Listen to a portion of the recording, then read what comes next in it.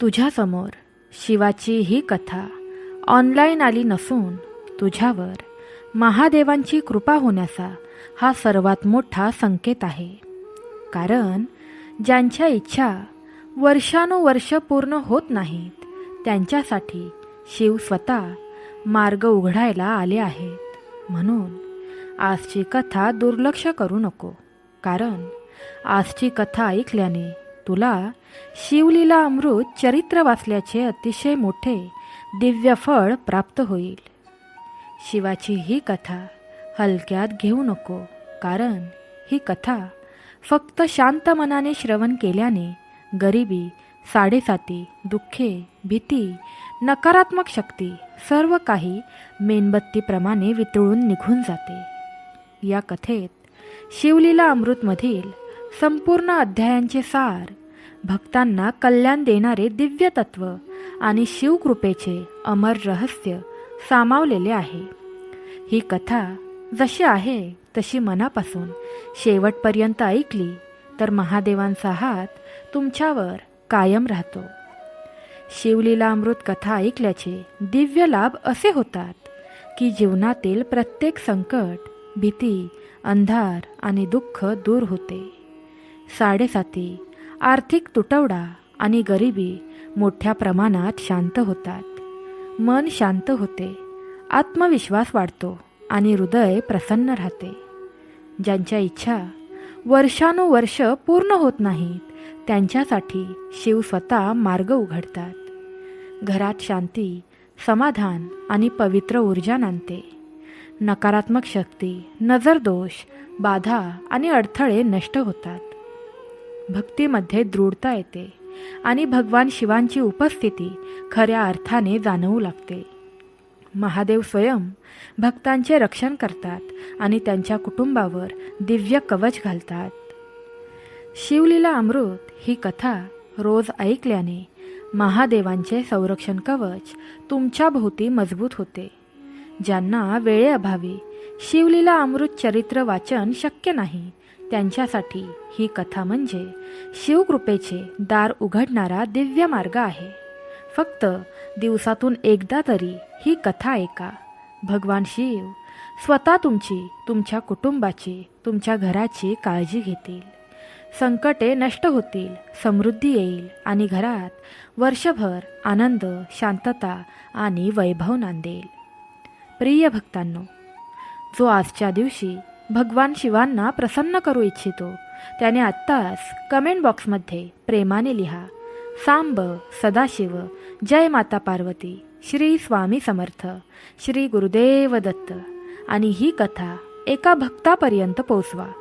भक्ती वाढली की देव प्रसन्न होतात आणि प्रसन्न झालेले महादेव दोन्ही हात वरती करून आपल्या जीवनाला आशीर्वाद देतात. चला तर मग सुरुवात करूया शिवाच्या दिव्य कथेला, जी शेवटपर्यंत ऐकल्याने नशिबाचे फासे बदलतात आणि जीवनात असे फळ मिळते ज्याचा तुम्ही कधी विचारही केला नसेल. आकाश ढगांनी भरलेले होते.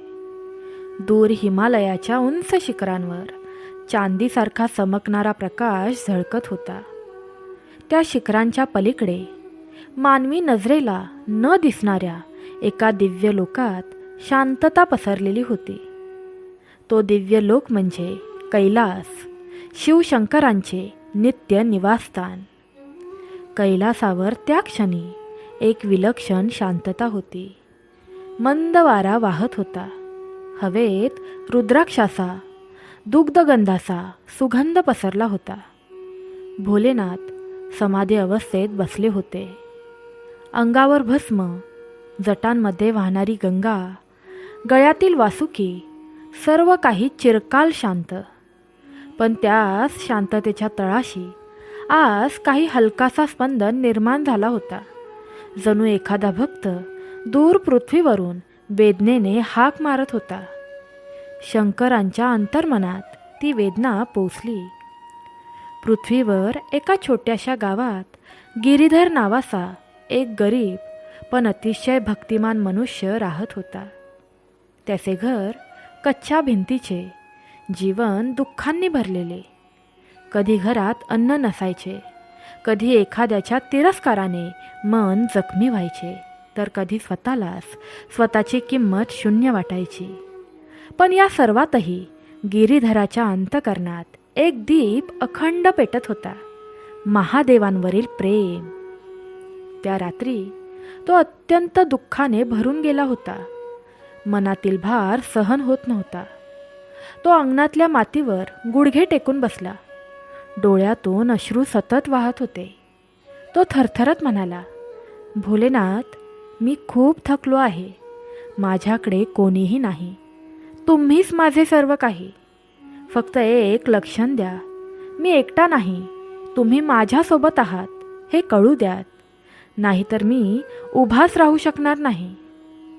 तो आवाज इतका खरा, तळमळीचा आणि वेदनांनी ओथंबलेला होता की जणू पृथ्वीच हलली.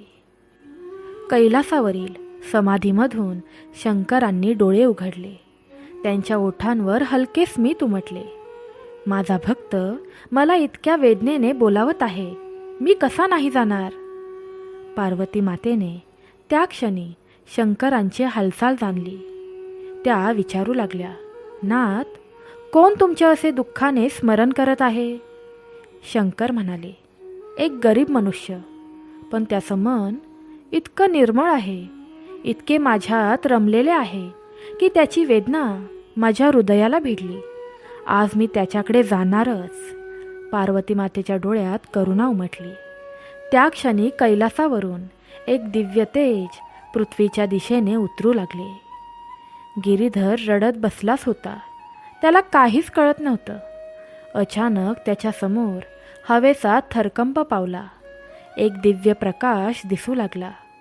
तो प्रकाश वाढत गेला आणि त्यातून एक मोहक, शांत, तेजस्वी आकृती उभी राहिली. गिरीधरला त्या तेज किरणांनी डोळे मिटावे लागले.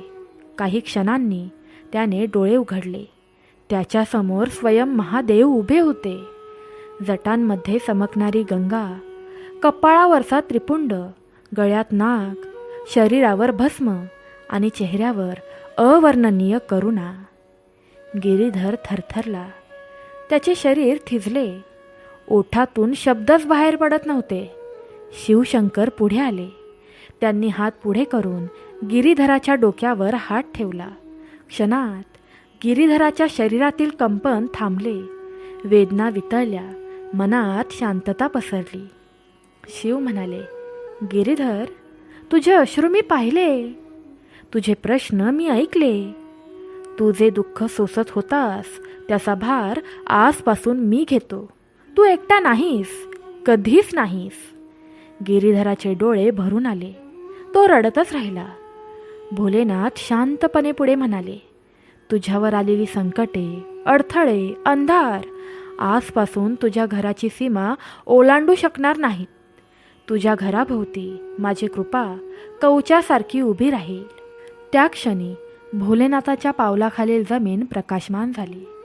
गिरीधराच्या घराकडे एक तेजस्वी वलय पसरले. जणू अंधार मागे हटत होता आणि प्रकाश घरात प्रवेश करत होता. पवन मंद झाला. वातावरणात काहीतरी पवित्र शांतता निर्माण झाली. दारिद्र्याचा थंड श्वास नाहीसा होत गेला. शिवशंकर म्हणाले, गिरीधर, तुझ्या आयुष्यातील दुःख आता संपले आणि जो हा प्रसंग, जो ही कथा भक्तिभावाने शेवटपर्यंत ऐकेल त्यालाही माझ्या कृपेचा स्पर्श मिळेल. तुम्ही तयार असाल तर होय मी तयार आहे टाईप करा आणि आपलं हे चॅनल सबस्क्राईब करा. गिरीधरने थरथरत हात सोडले. त्याच्या ओठातून फक्त एवढेच शब्द बाहेर पडले, हर हर महादेव, हर हर महादेव, तुम्ही मला वाचवलंत.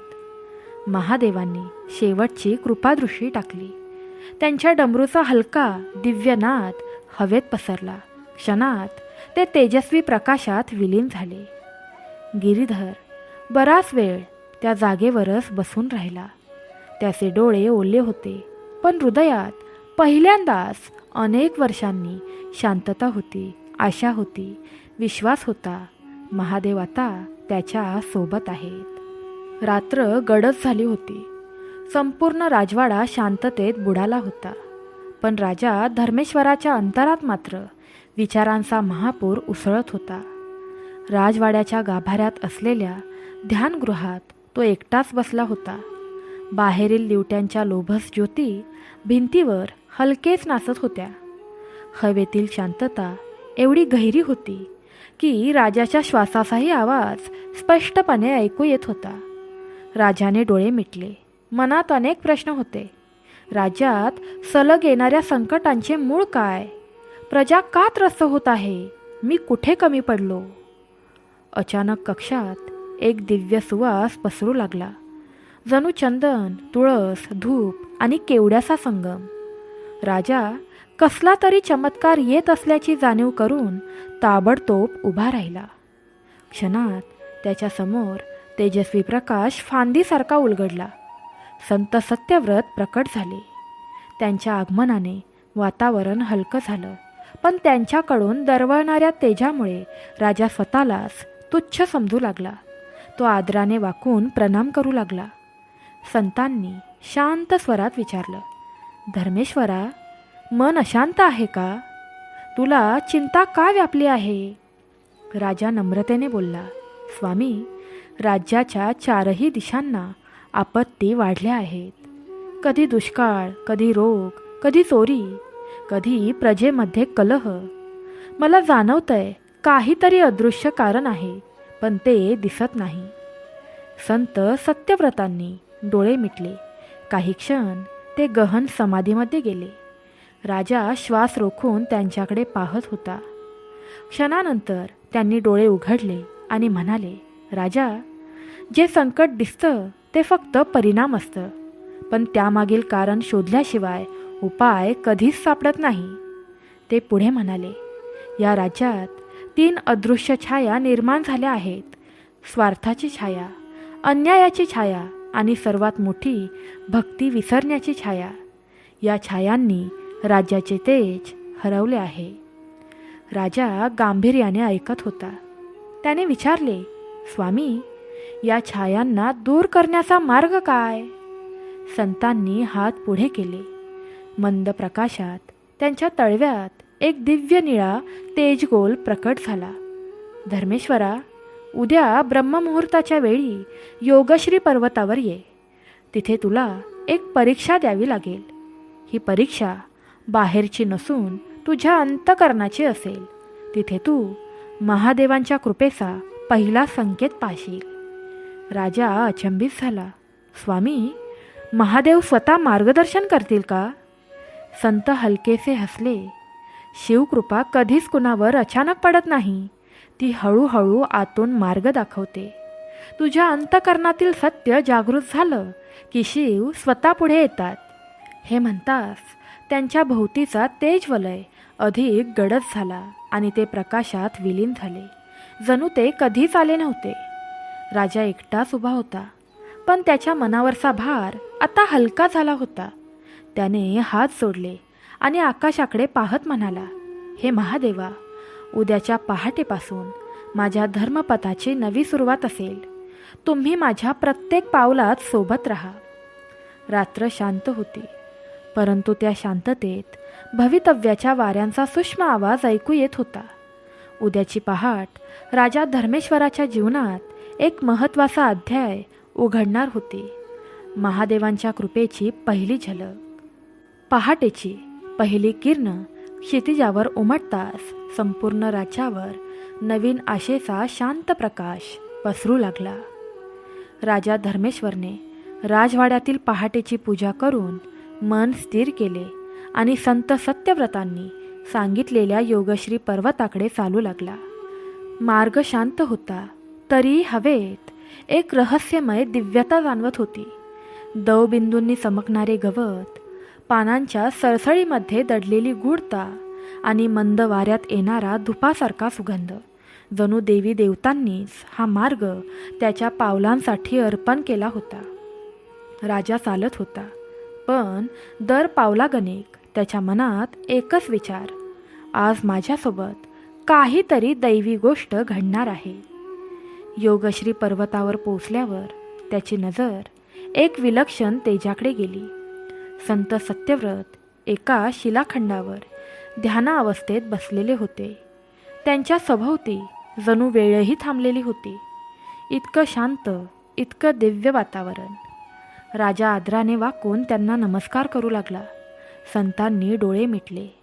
त्यांच्या नजरेत असीम शांतता आणि प्रेम होते. त्यांनी हळूहळू डोळे उघडले. धर्मेश्वरा, ते म्हणाले, आज तू तुझ्या अंतरंगातील सत्याला सामोरा जाणार आहेस. महादेवांचा मार्ग बाहेरून नव्हे, तो मनाच्या आतल्या प्रकाशातून उघडतो. राजा नतमस्तक झाला. संतांनी हात वर केला आणि हवेत एक दिव्य प्रकाश पसरला. त्या प्रकाशातून एक अद्भुत आरसा जन्माला आला. काचेचा नव्हे, तर जणू चंद्रप्रकाशाने विणलेला. हा आरसा तुझ्या चेहऱ्याचा नाही, तुझ्या अंतरातील सत्याचा आहे. संतांचा आवाज निसर्गाच्या शांततेत विरघळला. राजा आरशासमोर उभा राहिला. क्षणात त्याला स्वतःचा इतिहास दिसू लागला. त्याने केलेली चांगली कर्मे, पण सोबतच त्याने दुर्लक्ष केलेले क्षण, काही चुकीचे निर्णय आणि त्यातून दुःखी झालेली निरपराध जनता. राजाचे डोळे पाणवले. तो हळूच म्हणाला, स्वामी, मी दोषी आहे. अनेकदा मी सत्य न पाहता निर्णय घेतले. अनेकदा मी देवाला लांब केलं. मी माझ्या प्रजेचे दुःख पूर्णपणे ओळखू शकलो नाही. मग संत सत्यव्रतांच्या चेहऱ्यावर असीम करुणा पसरली. धर्मेश्वरा, जो राजा आपल्या चुका ओळखतो तोच खरा राजा असतो. जिथे स्वीकार आहे तिथेच शिवकृपेची सुरुवात असते. राजाच्या मनातील कठीण थर हळूहळू वितळू लागले. तेवढ्यात त्यांनी पुन्हा हात वर केला. पर्वताच्या बाजूला अचानक गार धुक्यातून एक दृश्य उभं राहिलं. एक वृद्ध स्त्री, अतिशय थकलेली, हातात तुटलेलं मातीचं भांडं, तिच्या शेजारी भुकेने अशक्त झालेला मुलगा. राजा स्तब्ध झाला. हे दृश्य इतकं जिवंत होतं की ते पाहून त्याचं हृदय हलून गेलं. संत म्हणाले, ही तुझ्याच राज्यातील एक स्त्री आहे. दुःख कोणत्याही घरात असू नये आणि राजा त्याचे पितृतुल्य छत्र असतो. क्षणाचाही विलंब न करता राजा त्या दृश्यात धावला. तो वृद्धीच्या समोर जमिनीवर बसला. तिचं तुटलेलं भांडं हातात घेतलं आणि अत्यंत ममतेने म्हणाला, माते, उद्यापासून तुझ्या घरात दैन्य राहणार नाही. हे माझं राजा नसून मुलाच्या नात्याने दिलेलं वचन आहे. राजाची नम्रता, करुणा पाहून दृश्य तिथेच प्रकाशात विलीन झालं. संत हळूच म्हणाले, हेच ते गुण आहेत जिथे महादेवांची कृपा उगवते. करुणा म्हणजे शिवांचे हृदय. राजाने संतांकडे पाहिलं. त्याच्या चेहऱ्यावर नवसंजीवनी चमकत होती. संत सत्यव्रत पुढे म्हणाले, आजची तुझी परीक्षा पूर्ण झाली. उद्या तुला एक दैवी भेट मिळेल, जी तुझे आयुष्य, तुझे राज्य आणि तुझे भवितव्य बदलून टाकेल. भक्तांनो, तुम्ही ही कथा ऐकतच आहात तर ती शेवटपर्यंत ऐका, तरच तुम्हाला शिवलीला अमृतमधील 14 अध्यायांचे फळ प्राप्त होईल. राजा आश्चर्याने थरथरला. स्वामी, दैवी भेट, महादेवांचे संकेत. संतांनी काहीच उत्तर दिलं नाही. ते फक्त शांत हसले आणि त्यांच्या सभोवतालचा प्रकाश वाढत गेला, जोपर्यंत ते त्या तेजात अदृश्य झाले नाहीत. पर्वतावर एकटा उभा राहत राजा हळूहळू खाली उतरू लागला. हवेतील प्रत्येक झुळूक त्याच्याशी बोलत असल्यासारखी वाटत होती. त्याच्या अंतर्मनात एकच वाक्य घुमत होतं, सत्य, नम्रता आणि करुणा हीच शिवकृपेची 3 द्वारे. आणि त्या दिवसापासून राजा धर्मेश्वरला जाणवलं, महादेव त्याच्या पावलात पाऊल ठेवून चालत आहेत. प्रकाशमान सकाळ हळूहळू उगवत होती. रात्रीच्या शांततेनंतर आज वातावरणात काहीतरी वेगळं जाणवत होतं. जणू अगदी सूक्ष्म स्वरात निसर्ग म्हणत होता, आज तुझ्यावर दैवी कृपाचरण पडणार आहे. राजा धर्मेश्वराच्या मनात कालच्या परीक्षेची स्मृती अजूनही गुंजत होती. संत सत्यव्रतांनी सांगितलेली दैवी भेट काय असेल याचा तो विचार करत होता. पण मन पूर्णपणे शांत होतं, कारण आता त्याच्यामध्ये अहंकाराऐवजी भक्ती जागी झाली होती. राजवाड्याच्या परिसरातील सर्व झाडांना आज अनोख्या प्रकारची चमक आली होती. जणू पानांवर नुसते दवबिंदू नव्हते, तर हळूवार चांदणे उतरले होते. सेवकांनी राजाला कळवले, महाराज, आज सकाळपासून हवेत एक विलक्षण सुगंध भरला आहे आणि राजवाड्याच्या सभोवताली पांढरे फुलपाखरू फिरत आहे. हे नेहमीसारखे नाही. राजाने स्मित केले. त्याच्या हृदयात एकच भाव उमटला, महादेवांचा चांगला मोठा संकेत आहे. तो राजवाड्याच्या प्रांगणात उतरला. पक्षी इतकी मधुर किलबिल करत होती की जणू आकाशातच त्याच्यासाठी स्तुतिगाणं करत होतं. वारा फक्त वाहत नव्हता, तो जणू एखादी प्रार्थना घेऊन येत होता. तेवढ्यात मुख्य दरवाजाकडे एक गोंधळ ऐकू आला. सेवक धावत आले. महाराज, एक दिव्य तेज असलेली वृद्ध स्त्री आपल्याला भेटायची इच्छा व्यक्त करत आहे. तिच्या पायाजवळ निळ्या रंगाचा प्रकाश सतत झळकत आहे. आम्ही तिला रोखण्याचा खूप प्रयत्न केला, पण तिला स्पर्शही करता येईना. जणू ती माणूस नसून धुपासारखी प्रकाशमय आहे. राजाच्या शरीरात हलके शहारे उठले.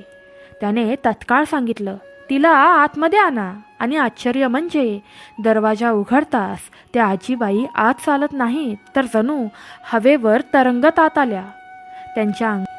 त्यांच्या अंगावर फिकट पांढरी वस्त्रे, डोळ्यात चकाकणारा प्रकाश आणि हातात एक छोटासा मृदू निळा कळस, ज्यातून मंद धुपासारखा सुवास निघत होता. राजा तिच्यासमोर वाकला. माते, आपण कोण आणि आपण इथे कशासाठी आलात? ती वृद्ध स्त्री अत्यंत शांतपणे हसली. ते हसू दिव्य होतं, जणू एखाद्या देवतेची छाया. राजा धर्मेश्वरा, ती म्हणाली, मी या पृथ्वीवरील कुणाचीच नाही. माझे घर जिथे शिवाचे नाम आहे तिथे आहे. मी तुला देण्यासाठी आले महादेवांची पहिली दैवी भेट. राजाचा श्वास अडकला. ती पुढे म्हणाली, काल तू सत्याला स्पर्श केला, तू नम्रतेला वंदन केलं आणि करुणेच्या मार्गावर पहिलं पाऊल टाकलं. या तिन्ही गुणांवर शिवकृपा उतरते, म्हणून मी इथे आले आहे. तिने हातातील त्या निळ्या प्रकाशाचा कळस राजाच्या पुढे धरला. क्षणात संपूर्ण प्रांगण निळसर प्रकाशाने उजळून गेलं. पक्ष्यांनी अचानक उंच भरारी घेतली. राजा जणू दैवी तेजाच्या महासागरात उभा राहिला आणि त्या प्रकाशातून एक मंद आवाज उमटला. तो आवाज माणसाचा नव्हता, तो नाद होता, ओंकाराचा, ज्याची लय आत्म्याला कंप पावणारी. राजाच्या कानात शब्द उतरले, धर्मेश्वरा, तुझ्यावर शिवकृपेचा पहिला अंकुर उगवला आहे. हा कळस तुझ्या राज्याचं रक्षण करेल आणि तुझ्या मार्गाला प्रकाश देईल. राजाच्या डोळ्यात पाणी आलं. त्याने दोन्ही हातांनी कळस घेतला. त्याला हातात धरताच रक्तवाहिन्यात काहीतरी अगदी सुखद, शांत, दैवी ऊर्जा वाहायला लागली. तेवढ्यात त्याने वर पाहिले.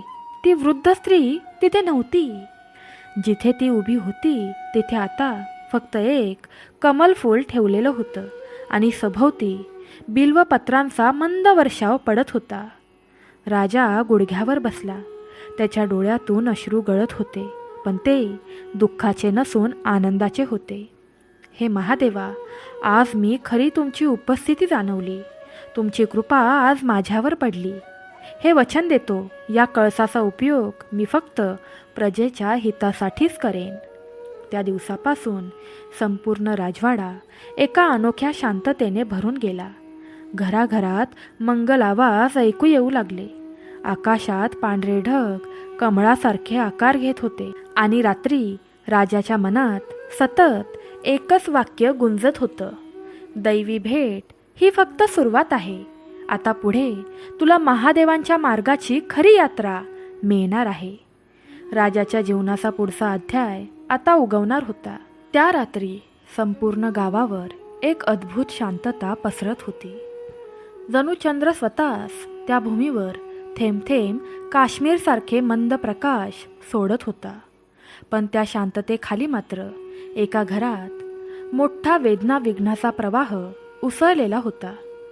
वृद्ध शिवभक्त भागीरथ आधीच अशक्त, त्यात आज त्यांची प्रकृती अचानक ढासळली होती.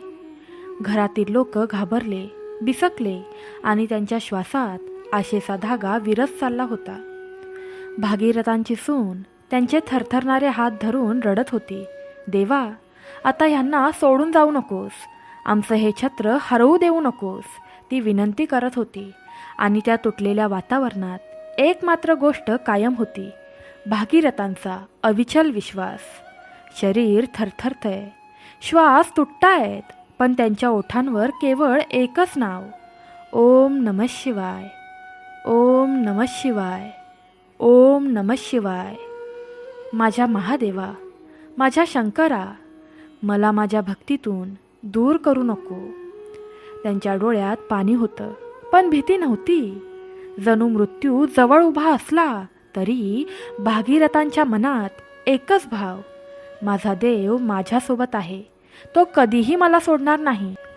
गावात एक चमत्कारिक वार्ता पसरली, भागीरथांचे प्राण जातील बहुतेक. वैद्यांनीही हात टेकले आहेत. सगळ्यांच्या मनात भीती, पण भागीरथांच्या मनात अतूट विश्वास. अशीच वेळ सरत होती आणि रात्रीची 4थी प्रहर शांतपणे जवळ येत होती. तेवढ्यात एक मंद पण दिव्य असा वारा घरात शिरला. जणू तो वारा नव्हे, काहीतरी अलौकिक स्पर्श होता.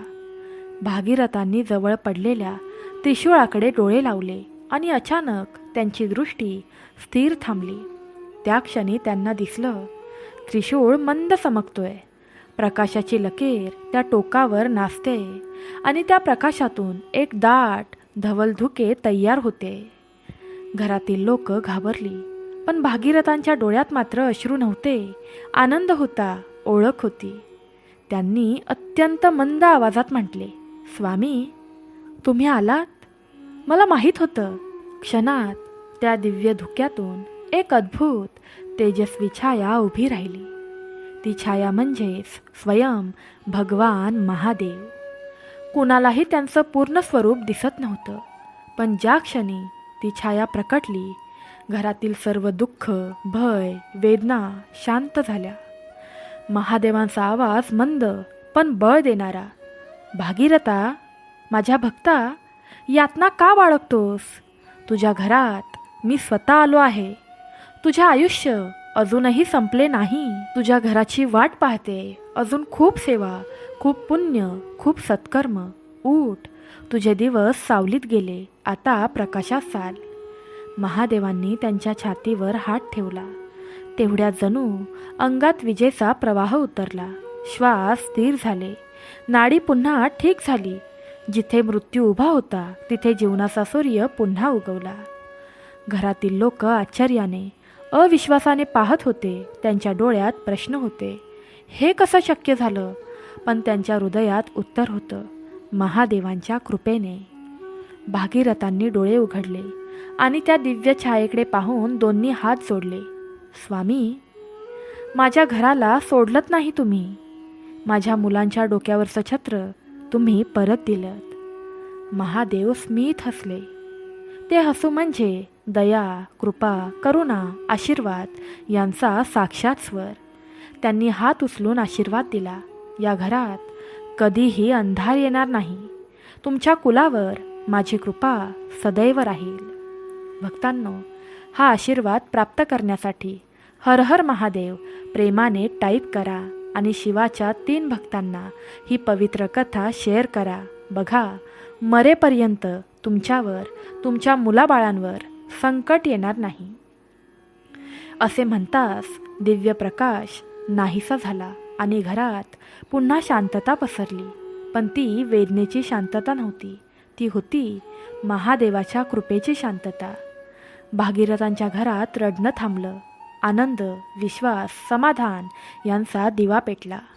त्या रात्री गावातील लोकांनी एकच गोष्ट मान्य केली, जो मनापासून महादेवाला हाक मारतो त्याचा कोणताही प्राण संकटात जात नाही. भागीरथांच्या घरात घडलेला चमत्कार संपूर्ण गावात वाऱ्यासारखा पसरला. प्रत्येकाच्या मनात एकच चर्चा. महादेव स्वतः आले होते. भागीरथांना प्राणदान दिलं. त्यांच्या घराची जन्माजन्मांतरीची पापं धुतली गेली.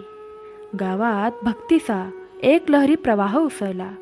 लोकांच्या मनात देवाविषयीचा भाव वाढला. पण या सगळ्यांमध्ये एक व्यक्ती मात्र खोल विचारात होती. भागीरथांचा मोठा मुलगा हरिदास. हरिदास मनाने अत्यंत प्रामाणिक, भक्तिमान होता. पण अनेक वर्षांपासून त्याच्या मागे एक अजब दुर्दैव लागलं होतं. काम सुरू झालं की अपयश, धंदा सुरू की तोटाच, पैसा येतो की काहीतरी संकट. आणि त्याच्या मनात कधीकधी एक खोल भीती उठत असे. माझ्यावर महादेव रागावले असतील का? वडिलांचा चमत्कार पाहिल्यानंतर त्याच्या मनात एकच विचार घर करून बसला. जर माझ्या बाबांना महादेवांनी स्पर्श केला तर माझ्याकडे ते का पाहत नाहीत? त्याच्या अंतर्मनात वेदना वाढत होत्या. एका रात्री तो एकटाच घराबाहेर बसला होता. चंद्रप्रकाश जणू त्याच्या वेदनेला स्पर्श करत होता. तो म्हणाला, महादेवा, मी तुमचा एवढा जप करतो, पण माझं नशीब का बदलत नाही? माझ्यावरची काळी छाया दूर कधी होणार? माझं घर इतक्या अडचणीतून कधी बाहेर येणार? त्याच्या डोळ्यात पाणी होतं. प्रार्थना खरी होती, वेदना सत्य होती. त्या रात्री तो रडत रडत झोपून गेला आणि तेथे सुरू झाली महादेवांची नवी लीला. त्या रात्री त्याच्या स्वप्नात एक दाट निळा प्रकाश उतरला. जणू आकाशातून गंगा खाली येते तसं तेजस्वी प्रकाश त्याच्यासमोर उभा राहिला. त्याला काहीच समजत नव्हतं, पण त्या प्रकाशातून बाहेर आलेला आवाज आत्म्याला हादरवणारा होता. हरिदासा. हरिदास दचकून उभा राहिला. त्याला दिसलं, समोर भगवान महादेव उभे होते. तिसऱ्या डोळ्यातून निळं तेज वाहत होतं. गळ्यात नाग होता. जटा मंद वाऱ्यात डुलत होत्या आणि त्यांच्या नेत्रात प्रेम, अविचल अथांग प्रेम. हरिदास थरथरला. त्याने हात सोडले. स्वामी, मी पापी असेन, म्हणूनच माझी स्थिती अशी असेल. महादेव पाऊलभर पुढे आले. त्यांनी अत्यंत मंद पण अत्यंत भावस्पर्शी स्वरात सांगितलं, माझ्या भक्ताला मी कधीच पापी म्हणत नाही. ज्याच्या हृदयात माझं नाव आहे त्याचं नशीब अंधारात राहत नाही. त्यांनी हरिदासच्या डोक्यावर हात ठेवला. तेवढ्यात हरिदासच्या छातीत जणू कोसळून कोसळून जळणारा दुःखाचा पर्वत वितळून गेला. एक थंडगार ऊर्जा अंगभर पसरली आणि त्याच्या मनातले चढ उतार शांत झाले.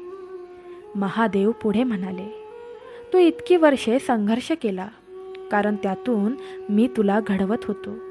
तुझ्या घरावर माझी कृपा आहे. तुझी वेळ आता बदलते आहे. हरिदास रडत होता, पण ते रडणं दुःखाचं नव्हतं. ते होतं मुक्तीचं, देवाच्या स्पर्शाचं, आत्म्याला उभारी देणारं. महादेवांनी त्याला सांगितलं, उद्या सकाळी एक अपरिचित व्यक्ती तुझ्या दारात येईल. तो तुझ्या आयुष्याचा मार्ग बदलून टाकेल. त्याला निराश करू नको. ही माझी लीला आहे. इतकं सांगून महादेवांच्या अंगावरचं तेज वाढू लागलं. घर सुगंधित झालं. आकाशातील चंद्र जणू अधिक तेजस्वी होत गेला आणि क्षणात महादेव नाहीसे झाले. हरिदास जागा झाला. तोंडावर घाम, हृदय धडधडत होतं, पण आत्मा शांत. त्याला कळलं, मी एकटा नाही, माझ्यासोबत महादेव आहेत. त्याच्या आयुष्यातील संकटांची पहाट आता बदलायला निघाली होती. हरिदासच्या स्वप्नात महादेवांचे दर्शन झाले. त्या रात्रीनंतर त्याच्या मनातील काळोख वितळत गेला. जशी पहाट झाली तसे घरावर मंद सुवास पसरले होते. जणू हवेतील प्रत्येक कण म्हणत होता, काहीतरी शुभ घडणार आहे. भक्तांनो, तुमच्याही आयुष्यात असेच शुभ घडत जाईल. फक्त तुमच्या समोर दिसणाऱ्या घंटीवर क्लिक करा, जेणेकरून अशा नवनवीन चमत्कार करणाऱ्या कथा सर्वात पहिले तुमच्यापर्यंत पोहोचतील. तुम्ही इथवर कथा ऐकत आलाच आहात तर कृपया शेवटपर्यंत प्रेमाने ऐकत राहा. बघा, आजच्याच दिवशी महादेवांची कृपा तुमच्यावर होईल. हरिदास शांतपणे अंगणात बसला होता. त्याच्या मनात एकच विचार. स्वामी म्हणाले होते, आज कोणीतरी येईल, त्याला निराश करू नकोस. पण कोण येणार, का येणार, आणि तो त्याच्या आयुष्याचा मार्ग कसा बदलणार, इतर कोणालाही माहीत नव्हतं. पण हरिदासच्या हृदयात एक गूढ उत्सुकता जागी झाली होती. सकाळचे अगदी पहिले 11 ठोके वाजले आणि दरवाजावर हलकासा आवाज झाला. हरिदासचे हृदय क्षणभर धडधडले. तो उठून दाराकडे गेला. दार उघडलं आणि त्याच्यासमोर उभा होता एक अपरिचित पण तेजस्वी व्यक्ती. वय मध्यम, चेहऱ्यावर शांत प्रसन्नता, डोळ्यात अपार करुणा आणि अंगावर साधी वस्त्र. पण त्या व्यक्तीच्या अंगातून एक तेज वाहत होतं, जणू तो साधा मनुष्य नव्हताच. तो मंद स्वरात म्हणाला, मी परतूर येथून आलो आहे. माझं नाव शंभूदास. मला रात्री स्वप्नात एक आदेश मिळाला. उद्या सकाळी एका घरात जा. तिथे तुझी वाट पाहणारा एक भक्त आहे. त्याला मदत कर. आणि पावलांनी मला इथे आणलं. हरिदास चकित झाला. त्याने त्यांना घरात घेतलं आणि विचारलं, कोणाचा आदेश मिळाला तुम्हाला? शंभूदास हसले. ते हसू इतकं शांत, इतकं उबदार की हरिदासच्या छातीतून जणू भावनांचा बाण फुटला. ते म्हणाले, महादेवांचा. त्या एका शब्दाने संपूर्ण घरात दिव्य कंपन पसरले. भागीरथ, त्यांची पत्नी, सर्व घरचे दसकले.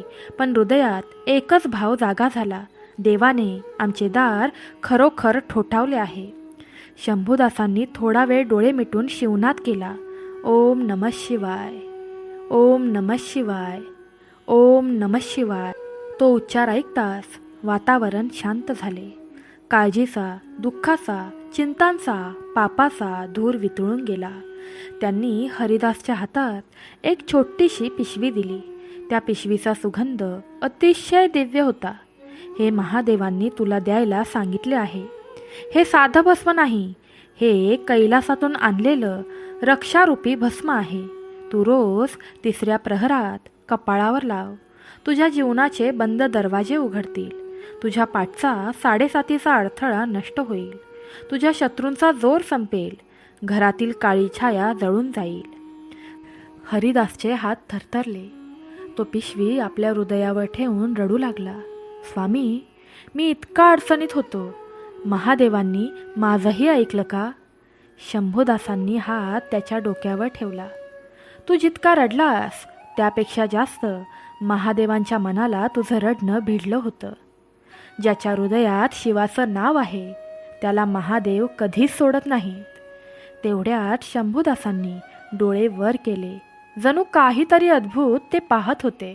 ते म्हणाले, हरिदासा, पुढच्या 3 दिवसात तुझ्या दारात संधी येईल. ती नकारू नको. तीच तुला उभारी देईल. हरिदास आश्चर्याने विचारत राहिला, कोणती संधी? शंभूदास फक्त हसले. मग ते म्हणाले, देवाने तुला अडचण दिली नाही तर तुला घडवलं. आता वेळ आली आहे उठण्याची, चढण्याची आणि फुलण्याची, आणि तुझ्या घराचा दीप पुन्हा उजळण्याची. हे बोलून शंभूदास उठले. ते बाहेर निघाले. घरातील लोक त्यांना रामराम म्हणायला बाहेर आले. पण दाराबाहेर गेल्यावर अचानक ते कुठेही दिसले नाहीत. ना आवाज, ना पावलांचे ठसे, ना धुळीची हालचाल. जणू ते आले आणि हलक्या वाऱ्यात विरघळून गेले. घरातील प्रत्येकजण अवाक झाला. तेव्हा भागीरथ म्हणाले, हे साधू नव्हते, हे महादेवांचं स्वरूप होतं. कधीकधी ते भक्ताच्या नावाने येतात आणि नंतर कैलासात विलीन होतात. हरिदासच्या डोळ्यातून अश्रू ओघळत होते. पण ते अश्रू वेदनेचे नव्हते. ते होते महादेवाच्या स्पर्शाचे, कृपेच्या साक्षात्काराचे, आत्म्याच्या जागृतीचे. त्या रात्री हरिदासने पहिलेच भस्म कपाळावर लावले आणि त्या क्षणी त्याच्या मनात अशी शांतता उतरली जशी फक्त महादेवाच्या उपस्थितीतच मिळते. त्याच्या आयुष्यातील अंधाराची शेवटची रात्र जवळ येत होती. भक्तांनो, तुमच्या देखील आयुष्यातील अंधार दूर करायचा असेल तर प्रेमाने कमेंट बॉक्समध्ये लिहा, हे भोलेनाथा, माझ्या भाग्यातील, माझ्या जीवनातील अंधार दूर करा. आणि आपलं हे चॅनल सबस्क्राईब करा. तुम्ही इथपर्यंत ही कथा ऐकत आलाच आहात तर ती शेवटपर्यंत ऐका. बघा, या कथेचे मोठे फळ तुम्हाला प्राप्त होईल. आता आपण 9व्या अध्यायापर्यंत आलो आहोत. चला तर मग पुन्हा सुरुवात करूया. सकाळची कोमल हवा दरवाजातून घरात शिरत होती. हरिदास उठला आणि हळूच कपाळावर महादेवांचे भस्म लावू लागला. जणू त्या भस्मातूनच त्याच्या अंतरात एक अद्भुत ऊर्जा वाहायला लागली. सगळ्या अंगात थंडगार प्रवाह जाणवू लागला. त्याच्या मनात एकच विचार उगवला, महादेव खरोखर माझ्यासोबत आहेत, माझ्या प्रत्येक पावलावर लक्ष ठेवून आहेत. तीच वेळ दारावर हलकासा ठोका आला. हरिदास थरथरला, पण आठवले महादेव म्हणाले होते, संधी नकारू नको. दरवाजा उघडल्यानंतर त्याच्यासमोर उभा होता एक साधा पण तेजस्वी व्यक्ती. त्याचे डोळे जणू अंतराळातील निळ्या गगनाचे प्रतिबिंब होते. तो व्यक्ती म्हणाला, हरिदास, मी तुझ्यासाठी आलो आहे, तुझ्या पावलांवरचे अडथळे दूर करण्यासाठी. हरिदास आश्चर्याने विचारू लागला, स्वामी, तुम्ही कोण आणि हे का? त्याने हसून उत्तर दिले, महादेवांच्या हुकुमाने मी इथे आलो आहे, तुझ्या मनातील भीती, संकट, अडचण यांना हलवण्यासाठी, तुझ्या हृदयात जो अंधार आहे तो प्रकाशात बदलण्यासाठी. तो व्यक्ती काही क्षण हरिदासकडे पाहतच राहिला. मग हलकेसे हात वर करून वरच्या आकाशाकडे त्यांनी इशारे केले. क्षणभरात आकाश उजळले. जणू सूर्याचे तेज घरात प्रवेश करून दरवाजातील सर्व अंधार नष्ट करत होते. हरिदासला समजले, ही केवळ व्यक्ती नव्हती, महादेवांच्या कृपेचा दूत होती. त्या दिवशी संपूर्ण गावात एक अजब घटना घडली. हरिदासच्या घरातील प्रत्येक अडथळा, प्रत्येक समस्या हळूहळू हलकी होत गेली. काम व्यवस्थित चालू झाले. घरात आनंद, सुखसमृद्धी नव्याने आली. शत्रूचे थरथरणे थांबले. सारे घराणे सुरक्षित आणि समाधानी झाले. हरिदासने पुन्हा कपाळावर भस्म लावले आणि विचार केला, महादेव फक्त दर्शनासाठी नसतात, ते माझ्या जीवनाच्या प्रत्येक क्षणावर लक्ष ठेवतात, प्रत्येक संकटाला मार्ग दाखवतात. त्या रात्री हरिदास जागत होता, पण त्याला झोपच लागली नाही. त्याच्या हृदयात फक्त एकच विचार गुंजत होता, महादेव माझ्यासोबत आहेत, जे काहीही संकट असेल तेही त्यांच्या कृपेने संपून जाईल. त्या रात्री भागीरथ आणि त्यांच्या कुटुंबाने भक्ती, विश्वास आणि करुणेचा अनुभव पुन्हा अनुभवला. महादेवांचा प्रभाव इतका शक्तिशाली होता की गावातील प्रत्येक व्यक्तीला वाटायला लागले, जो मनापासून महादेवाला हृदयाने आवाहन करतो त्याचा मार्ग अंधारात कधीही हरत नाही. आणि त्या दिवशीपासून हरिदासच्या घरात दिवसभर दीप पेटत राहू लागले आणि प्रत्येक संध्याकाळी घराच्या अंगणात, प्रत्येक झोपेत, प्रत्येक मनाच्या अंतरंगात महादेवांचा प्रसन्न प्रकाश अनुभवायला मिळू लागला. सकाळची हलकी फुंकरलेली हवा हरिदासच्या अंगणात पसरली होती. सूर्याच्या पहिल्या किरणांनी घरातील प्रत्येक कोपऱ्याला स्वच्छ तेजाने भरले होते. परंतु या तेजात एक अद्भुत गूढ शांतता होती. जणू प्रत्येक किरणाने भक्ताच्या हृदयाला स्पर्श करून त्यातील भीती, काळजी आणि दुःख वितळवले होते. हरिदास आपल्या अंतर्मनात विचार करत होता, महादेवांनी मला पहिल्याच दिवशी दर्शन दिले, भस्म दिला, पण माझ्या जीवनाची खरी परीक्षा अजून बाकी आहे. संकट अजूनही संपलेले नाही. माझ्या मार्गावर अजूनही अडथळे आहेत. तरी पण आता मला भीती वाटत नाही, कारण मी जाणतो स्वामी माझ्यासोबत आहेत. त्या दिवशी त्याला गावात एका महत्त्वाच्या व्यक्तीशी भेट घ्यायची होती. गावातील व्यापारी, ज्याने बऱ्याच वर्षांपासून हरिदासच्या कुटुंबावर आर्थिक दबाव आणला होता. दरवर्षीच्या व्यवहारांमध्ये सतत नुकसान, वाईट परिणाम आणि अन्याय यामुळे घराच्या प्रत्येक सदस्यावर चिंता वाढत होती. हरिदासने स्वतःला सांभाळत त्या व्यापाऱ्याच्या घरात प्रवेश केला. तेवढ्यात त्याने अनुभवले, जणू महादेव स्वतः त्याच्या पावलावर लक्ष ठेवत आहेत. धक्का, थरार, दबाव काहीच झालं नाही. त्याला एक प्रकारची मनःशांती मिळाली होती. व्यापारीने त्याला बघितल्यावर तसाच निष्काळजी दृष्टिकोन दाखवला, पण हरिदास थरथरला नाही. त्याने विचारपूर्वक शांतपणे उत्तर दिलं, भाऊ, काळजी करू नकोस. आपल्या 2 परिवारांच्या हितासाठी मला इथे यावे लागले. संकट आहेत, पण योग्य मार्गाने निवारण होईल. व्यापारीच्या हृदयात अचानक बदल झाला. त्याने पहिल्यांदा प्रत्येक शब्द विचारपूर्वक ऐकला. त्याच्या मनात एक हलकी ऊब आणि विश्वास जागला. त्याला वाटलं, कुठेतरी देव आहे जो या भक्तावर लक्ष ठेवतोय. घरात परतताना हरिदासला जाणवलं, महादेवांनी फक्त भौतिक अडथळे दूर केले नाहीत, तर मनातील भय आणि अशांतता देखील शांत केली आहे. त्या रात्री हरिदासने आपल्या घरात दिव्य प्रार्थना केली. स्वामी, तुमच्या कृपेने मी फक्त अडथळे पार केले नाहीत, तर तुमच्या मार्गदर्शनाने मी आत्मविश्वास शिकलो. आता मी प्रत्येक संकटाला हसत सामोरे जाईन. तुमच्या कृपेने माझ्या कुटुंबाला, माझ्या घराला सदैव सुरक्षितता मिळेल. त्या रात्री संपूर्ण घर शांतीत बुडाले. भागीरथ आणि त्यांची पत्नी देखील आनंदाने भरून गेले. आकाशात चंद्र जणू हसत होता आणि घरात दीप सतत पेटत होता. हा दीप फक्त प्रकाशाचा नव्हता, महादेवांच्या कृपेचा, भक्तांच्या आत्म्याचा, विश्वासाचा दीप होता. त्या दिवशी हरिदासने ठरवलं, जे काहीही संकट असेल, कितीही मोठे असेल, महादेवांच्या कृपेने ते नक्कीच पार करता येईल. भक्ती, प्रार्थना, निष्ठा आणि करुणा याशिवाय कोणताही मार्ग नाही. गावातील लोकांनीही अनुभवलं, हरिदासच्या घरातील प्रत्येक संकट हलके होत चालले आहे. त्यांच्या नजरेत विश्वास वाढत गेला. जणू महादेवांची प्रत्यक्ष उपस्थिती दिसत होती, प्रत्येक अडथळ्याला प्रकाश देणारी.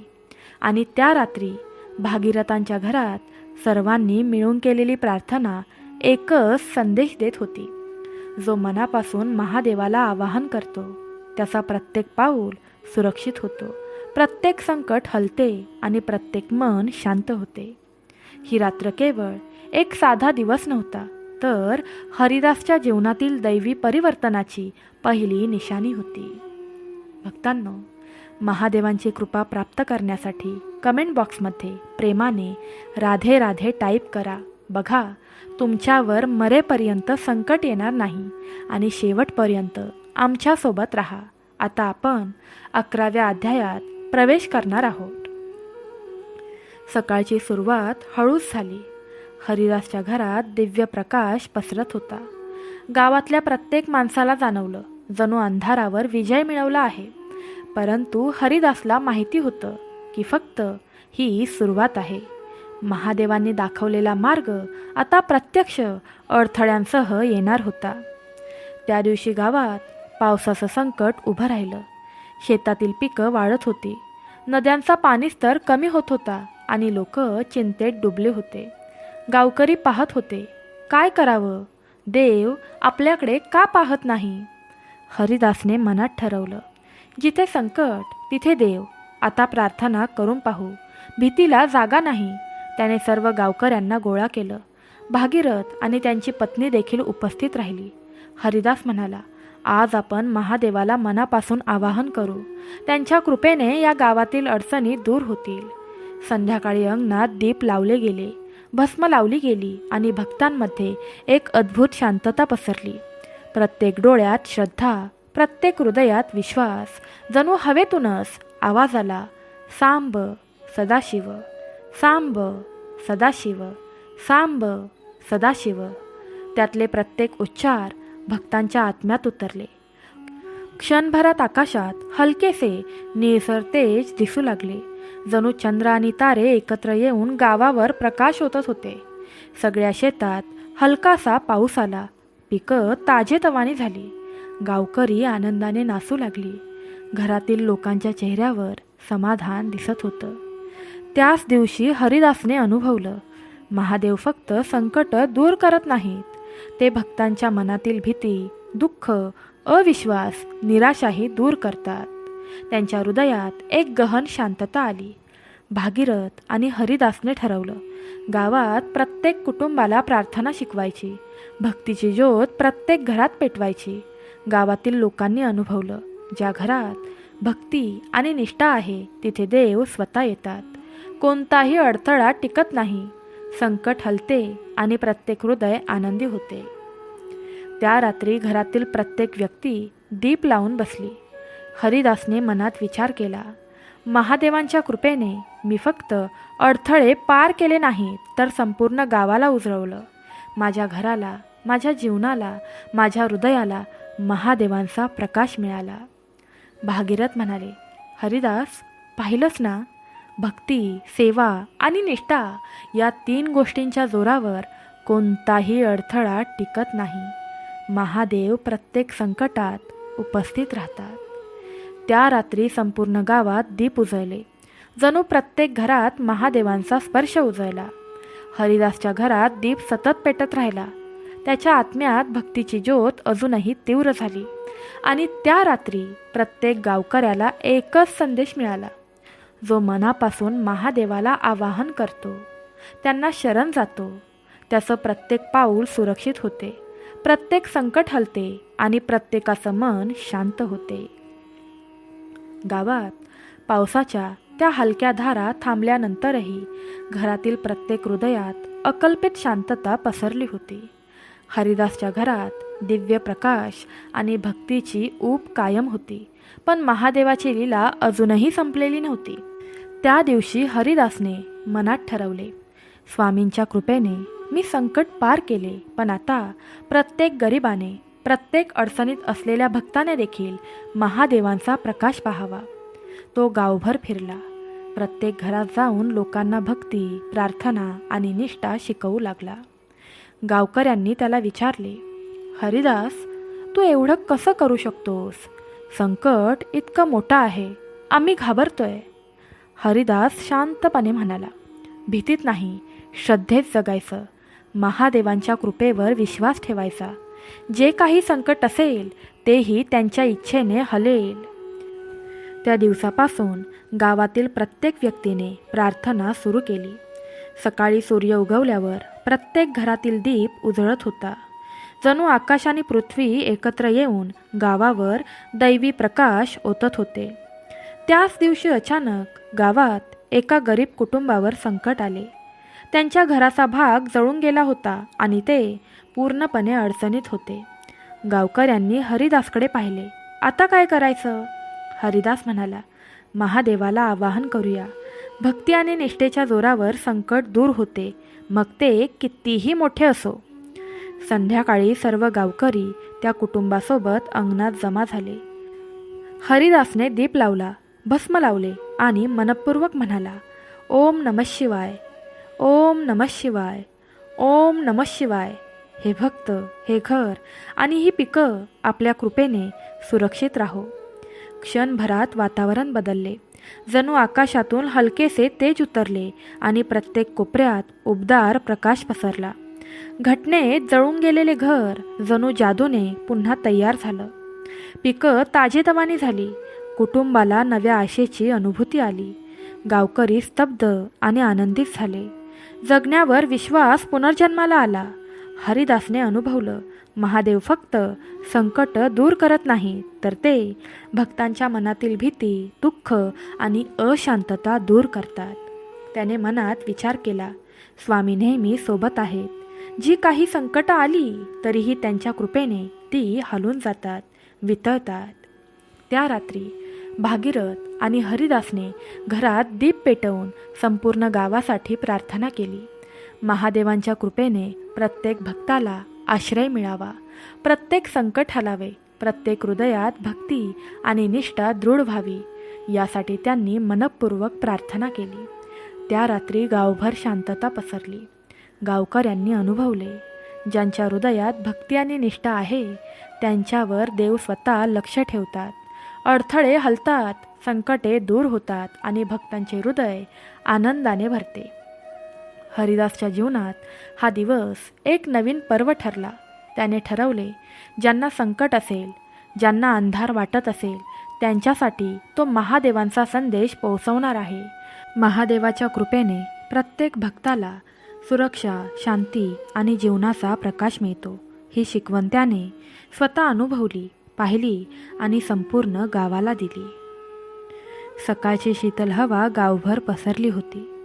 हरिदासच्या घरातील दीप आणि भक्तीचा प्रकाश अद्याप कायम होता, परंतु गावात अजून काही अडथळे उभे होते.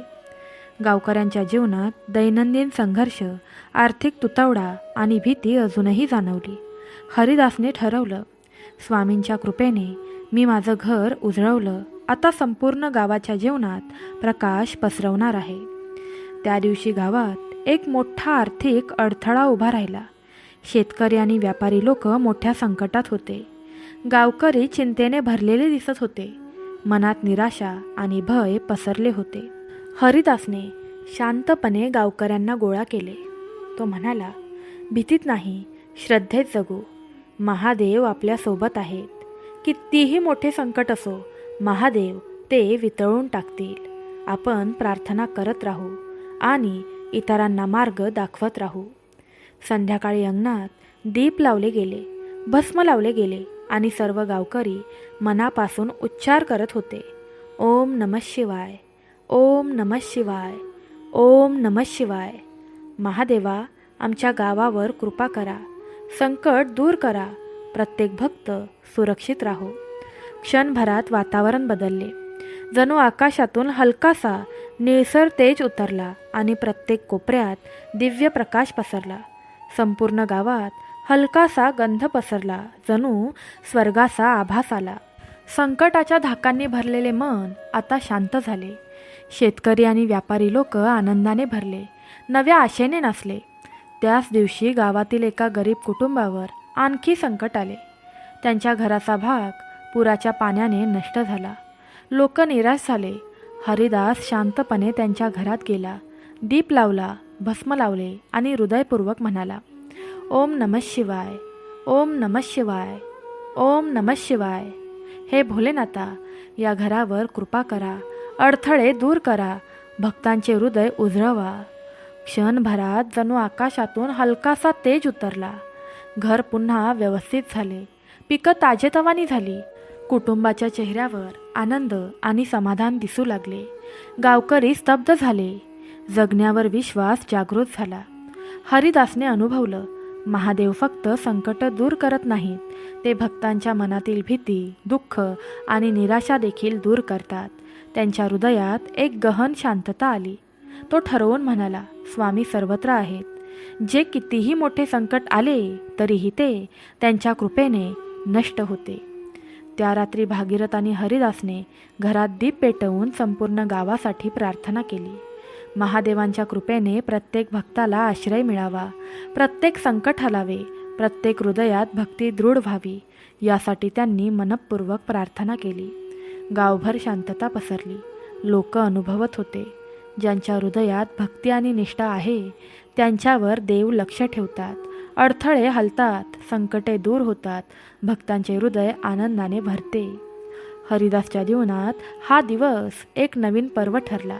त्याने ठरवले, ज्यांना संकट असेल, ज्यांना अंधार वाटत असेल, त्यांच्यासाठी तो महादेवांचा संदेश पोहोचवेल.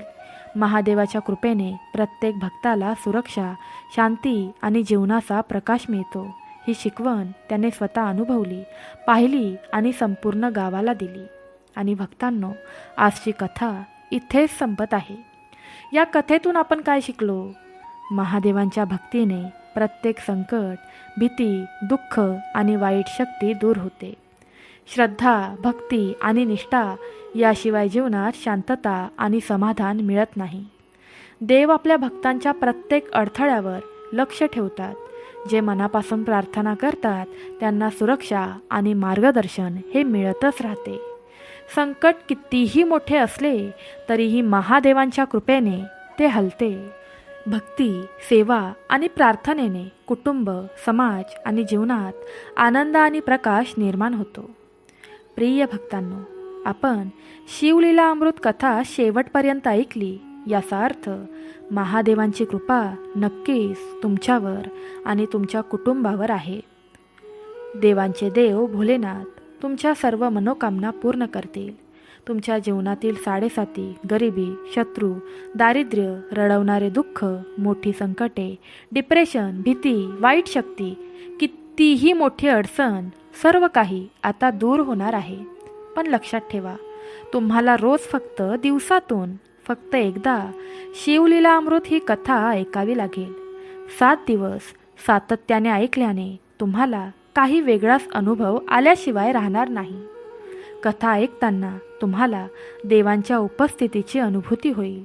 तुमच्या हृदयाला शांती मिळेल आणि जीवनावर प्रकाश पडेल. शिवलीला अमृत कथा ऐकल्याने भक्तांवर होणारे लाभ असे आहेत की संकटांवर विजय मिळतो आणि भीती दूर होते. मानसिक आणि भावनिक शांती प्राप्त होते. जीवनात नवा उत्साह आणि आत्मविश्वास जागृत होतो. भक्ती आणि निष्ठा दृढ होते. देवाची उपस्थिती प्रत्येक क्षणी जाणवते. कुटुंब आणि समाजात आनंद, सुरक्षितता आणि शांती पसरते. भक्तांनो, आजची कथा तुम्हाला थोडीफार आवडली असेल अशी मी आशा करते. कथेचे वाचन करताना काही चुकी झाली असल्यास मोठ्या मनाने, प्रेमाने मला क्षमा करा. कथा तुम्हाला कशी वाटली हे नक्की आम्हाला कमेंट करून सांगा. आजची कथा लाईक करा आणि शिवांच्या भक्तांपर्यंत पोहोचवण्याचा प्रयत्न करा. भक्ती वाढवल्याने भगवंत प्रसन्न होतात आणि आपल्याला खूप मोठे पुण्य प्राप्त होते. जर तुम्ही आपल्या चॅनलवर नवीन असाल तर आपलं चॅनल सबस्क्राईब करून आपल्या आध्यात्मिक कुटुंबाचा भाग व्हा. तुम्हाला अजून कोणत्या विषयांवर कथा ऐकायला आवडतील हे मला नक्की कमेंट करून सांगा. अशाच एका नवीन कथेसोबत लवकरच भेटू. हर हर महादेव. सांब, सदाशिव. भगवान भोलेनाथांच्या हृदयात वसणाऱ्या माता पार्वतीला प्रणाम असो. श्री स्वामी समर्थ. राधे राधे. गुरुदेव दत्त. सर्वांनी तुमची काळजी घ्या.